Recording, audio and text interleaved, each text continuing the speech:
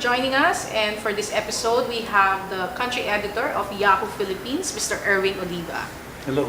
Hi, Erwin. I remember during your presentation in the Digital Filipino Web Awards last year, you talk about content, conversation, and community as somehow the key factors for of running a site or making a portal successful, or in a sense they are the key components. But I'd like to ask you, in your observation, was it always like that? I mean, before you used to write for Inquirer, and now with your work with Yahoo Philippines, do you see this formula somehow to be consistent? This 3Cs, as we call it, is nothing new at this time. It has been there, but what's the big difference right now is that we, as Yahoo Philippines, have made it some sort of our guidelines in terms of putting out whatever content or whatever we have on the site. So these are our 3 guiding principles essentially when we move forward, and it's also part of our vision in Yahoo Philippines to make it not just about content, but it's about community and conversations. But you know, it's easy to say have content, have community, have conversation. It's easier said than done. But what is exactly good content, good community, and good conversation? Okay, we start with good content. Good content, it's hard to define that essentially, but I think based on the experience that I've had over the years doing online journalism, good content is mixed with aggregated and original content. So aggregated because Yahoo is not really just like the CNNs of this world. We're not the New York Times. So we partner with these media websites to aggregate whatever they have. And then we add a little spice, which is original reporting. And that's why we have local journalists right now working for Yahoo Philippines, writing original content for us. How many local journalists do you have? Right now we have at least 7. Wow. That includes me. So they cover all beats? Not really. That's why yung aggregated na aspect, that's where it enters, because we're not a media company in itself, so we cannot cover everything. So where does the 7 focus? The 7 focuses on essentially making sure that the content on what you see on the front page is relative and also do go out and cover stories. So that means that if a blogger or an entrepreneur or an enterprise wants to put up a website, it's more than just creating their own content, but they also have to learn how to take advantage of available content and complement it with their original content. Yes, that's what I've been blogging for many years now, and I've seen how blogging has evolved. And people just like us, they've used blogging as a platform to write content or to advertise or even promote things. So in Yahoo, we're also in the same sort of business, but on a bigger scale. That's why we have a bigger community, and right now we're also adding the spice of social media in what we do. How about the community aspect? What is a good community? A good community is the one that really drives things, because the community in itself, parang kanyan sa Filipino, sanay tayo na meron tayong tulungan, di ba? Yes. So Philippines, actually sa Yahoo, one of the biggest community for so long is yung Yahoo groups nga, and I know Digital Filipino started in Yahoo. Yes, it's still there. It's still there, and you know, it has changed dramatically. Now we have more choices, and for a community to work, it has to have it has to be vibrant, it has to have conversations. So how does Yahoo take care of its community? So Yahoo right now, especially the Philippines, I myself, I work for the content side of Yahoo. So my business or my mandate is to really provide relevant content for the community. It's not only news that we publish, but we also include bloggers.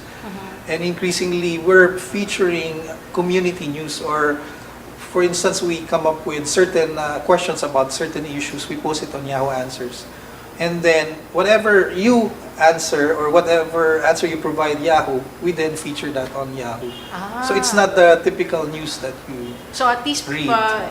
It provides an incentive for the community to join, engage or to be part of the discussion. So Online journalism has evolved dramatically over the years because of internet. Because right now it's not just a one-way traffic, just like what we've been doing in the past through mainstream media.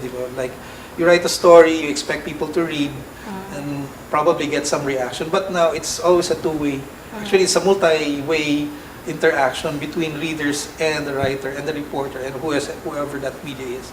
Maybe before we get further into this discussion, I'd like to ask, going back a little bit on the content, what's the best content that or most memorable content that you've published or that On you have in Yahoo na talagang even you no, parang overwhelmed ka with the response? I think I could pick yung Purple Thumb.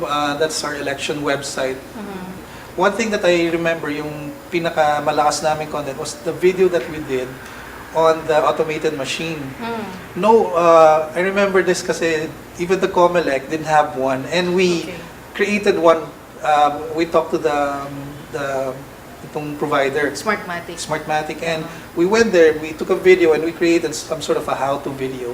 And for luck, siguro luck, or for some good reason, Comelec used it to educate voters. So you see how dynamic that is.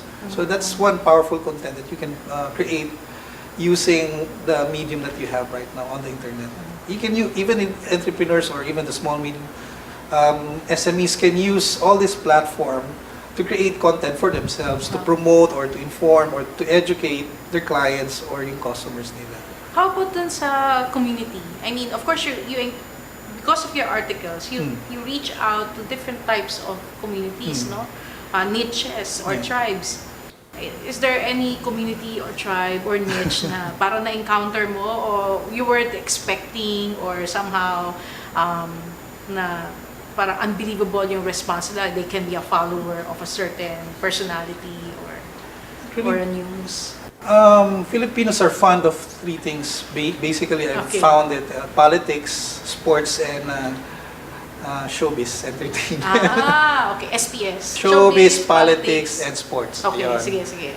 So, these are the three elements that I've seen play all throughout when I've been doing online journalism. And I think Filipinos, lalo na yung mga tao, gustong-gusto nila maging part ng news. They want.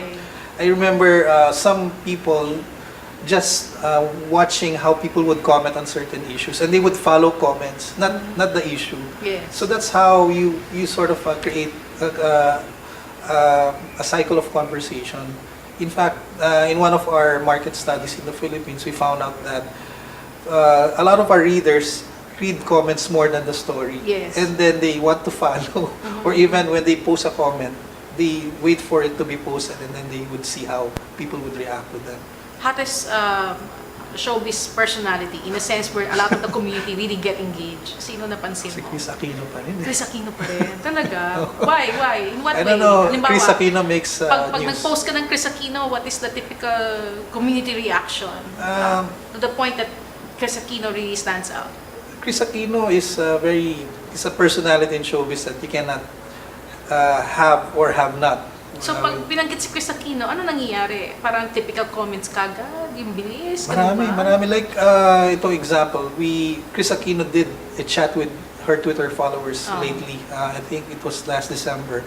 And then we got wind of it through social media. So we followed it alas 8 ng gabi ata or 7 o'clock. Ano topic? Wala lang. I'm open to any questions. So, nakipag-chat siya sa mga followers niya, kasama kami. So, nag-posting kami ng questions namin. Tapos, after yung kanyang conversations with her own community, we used that chat with her community as a story on Yahoo. Tapos, that story generated a lot of another series of comments. How big was the discussion like? Mga 1,000 comments in less than an hour. So what you're saying is, as far as community is concerned, it's really, it depends on the topic.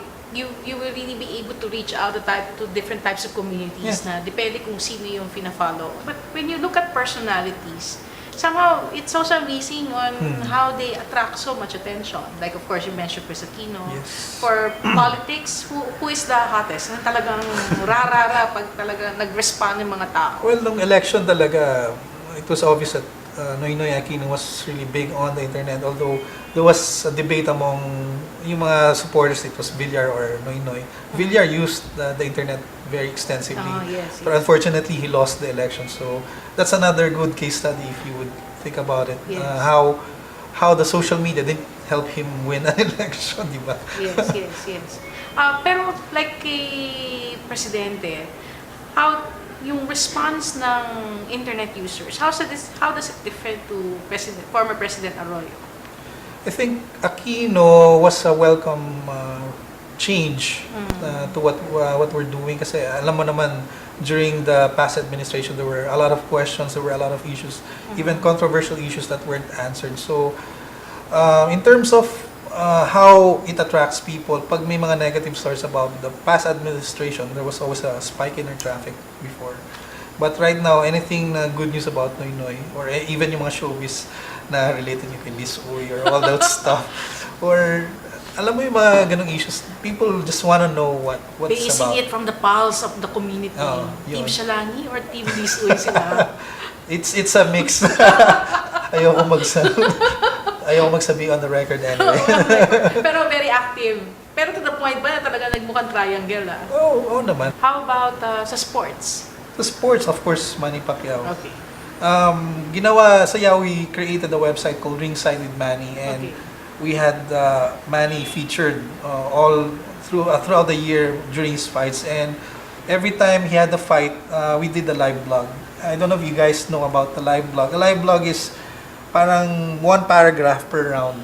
So parang para kaming blow by blow, para kami nagraradyo pero written siya.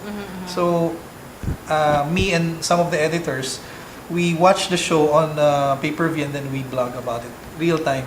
And then that's where we get a lot of people joining in the conversation, parang, uy, ano na nangyari? Tapos, pag nag-comment kami na, uy, sinapak siya sa ganito. Pagkikita mo yung mga reaction ng tao, yeah, go. Naalala ko yung nag-tweet nga ako about yung fight niya kay Margarito. Sabi ko, oh no, you faced ni Margarito, di na siya mukhang papa. And then a lot of people were tweeting back, responding. Di ba yung mga ganon? So, yan yung hindi na ako cover ng mainstream media minsan na ginagawa namin sa Yahoo. Kasi kasama yan sa nangyayari. Hindi lang nangyayari doon sa laban, pero may nangyayari din sa background.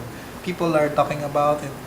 Then, in fact, even yung pagkanta ng pambansang, yung national anthem natin, kinikriticize ng mga tao. Yes. Parang never-ending na topic, and I think it's a slot that's being coveted for by a lot of the aspiring singers in the country, no? Yes. So, all these elements, yung conversations, content, and community, they all play a big part in all websites, especially for entrepreneurs. If they're trying to create a powerful website, they have to have all these three things in there. You have to have content, you have to build your own community around that website, and you have to engage your community through conversation. So, I'd like to ask you, Erwin, personally for you, medyo mag-talk naman tayo about your favorites. Social media. I know you're a very voracious user of social media. What's your favorite?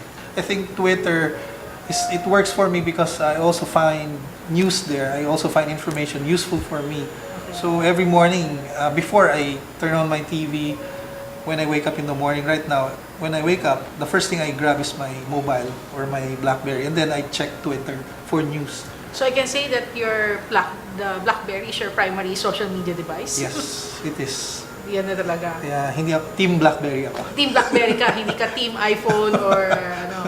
Okay, all the news that came out last year that got spread through social media, whether Yahoo got involved with it or not, are there any stories na talagang wow, it was remarkable, nakita mo yung conversation? Actually, there's one story that generated a lot of buzz sa internet. Ito yung story about what is a Jejemon. Remember that? Yes. Last year, it became the word of the year yata or something. Yes, Jejemon. So, out of curiosity, I asked my editors na, hey, let's do something on answers. Parang, let's ask this very simple question na, what is a Jejemon on Yahoo Answers?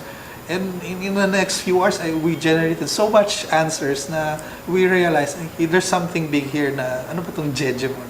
Phenomenon na to. So, parang it's not a news item if you would think about it in terms of a strict editorial news story, but it's something that we generated and it became news because the people were talking about it, and we featured it on Yahoo because the community was talking about it, and that's how we produce content for Yahoo. We listen to people, and when we listen to them, we pick things that we think that's important to them, and then we find ways to put it on Yahoo. So I guess we'll all watch out for the developments this year from Yahoo Philippines. Thank you very much, Erwin, and Thank you. thank you for joining us.